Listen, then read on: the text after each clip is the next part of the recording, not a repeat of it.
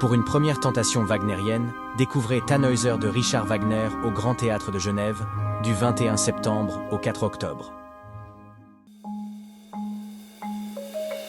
Pour le festival Scène Vagabonde, Cyril Kayser remonte La Cantatrice Chauve, découverte dans un instant. Le travail de Fernande Perrault, compositrice genevoise, reprend vie sous l'impulsion du festival Les Inoubliables. Reportage tout à l'heure.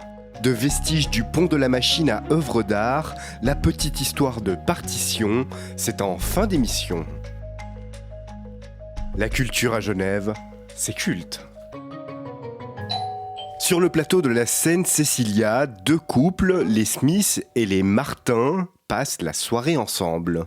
Ne m'envoie plus ouvrir la porte.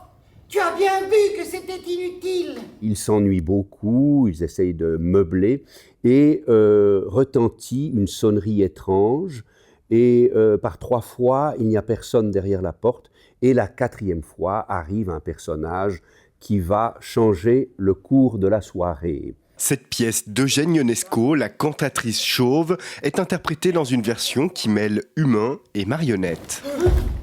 On a développé avec la troupe du Saule Rieur cet amour pour la marionnette.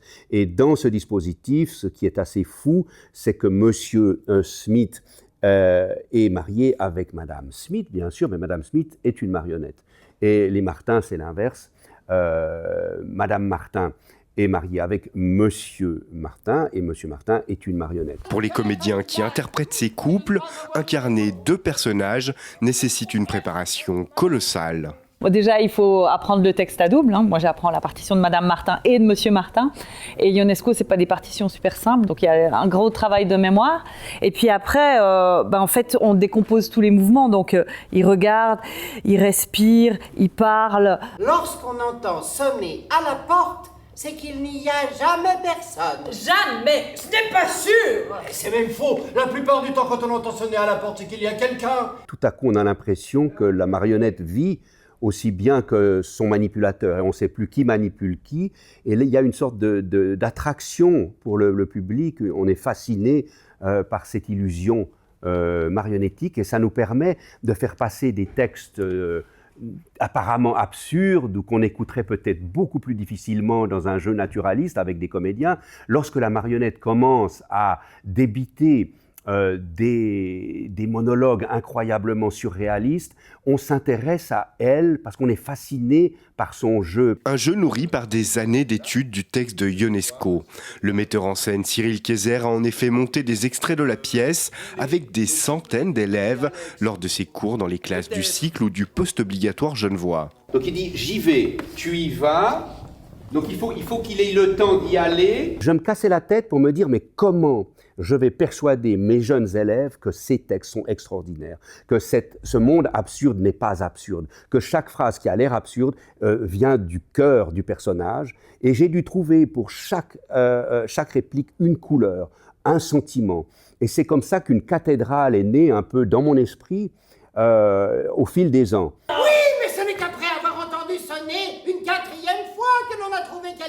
Avec les marionnettes, c'est un peu notre âme d'enfant qui ressurgit. Les créatures, fabriquées par Christophe Kiss, nous font vite oublier le subterfuge, rendant les marionnettes aussi crédibles que leurs compagnons de jeu. Monsieur Martin a une très grande bouche. Et voilà, quand je parle, les gens regardent ma bouche et me regardent moi et ne regardent pas du tout ma charmante épouse qui se trouve à côté. Et donc, en fait, parce qu'il a une grande bouche, quand il parle, automatiquement, on le regarde et on pense que la voix vient de lui. Pourtant, on ne se cache pas du tout. Si on me regarde, on voit très bien, je ne suis pas ventriloque, on voit très bien que c'est ma bouche qui parle. Mais l'illusion, elle fonctionne comme ça. La Cantatrice Chauve est à découvrir à la scène Cécilia jusqu'au 19 octobre dans le cadre du Scène Vagabonde Festival. Fernande Perrault, elle est là. Ce sous-sol regorge de trésors. Parmi eux, les archives de Fernande Perrault, née en 1888 et décédée en 1978. Cette compositrice genevoise s'apprête à revenir sur le devant de la scène. Correspondance. Programme de concert. Il y en a plus que je pensais quand même. Parmi ses compositions, de la musique de chambre, de la musique chorale, ainsi qu'un opéra, La Petite Sirène, qui fut dirigé par le célèbre Ernest Ansermet. Ah bah là on voit clairement, il y a une coupure et c'est écrit non. Et ce non et le mot cœur ici sont clairement de l'écriture d'Ernest Ansermet. Ça c'est certain. Donc on peut penser que c'est la partition qui a servi pour diriger l'œuvre. Fernande Perrault a également composé un certain nombre de mélodies pour chant et piano. Sur la scène de la salle Franz Liszt, deux musiciens leur redonnent vie.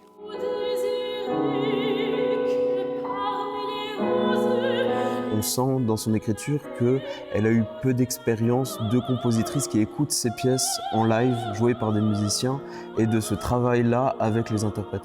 Du coup, de ce fait, il y a des indications qui sont parfois un peu vagues ou parfois il n'y a pas d'indication tout simplement. Donc il faut s'approprier ça et essayer de comprendre ce qu'elle a voulu dire.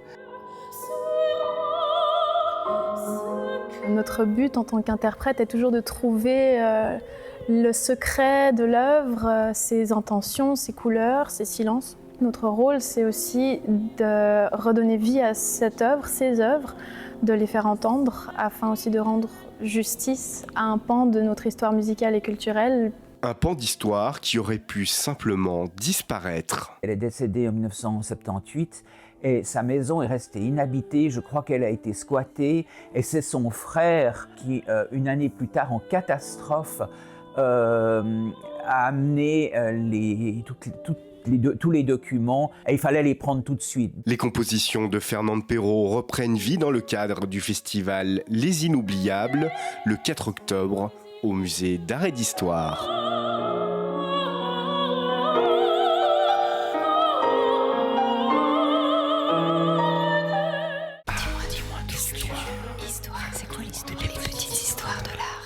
On ne l'entend pas, mais elle joue.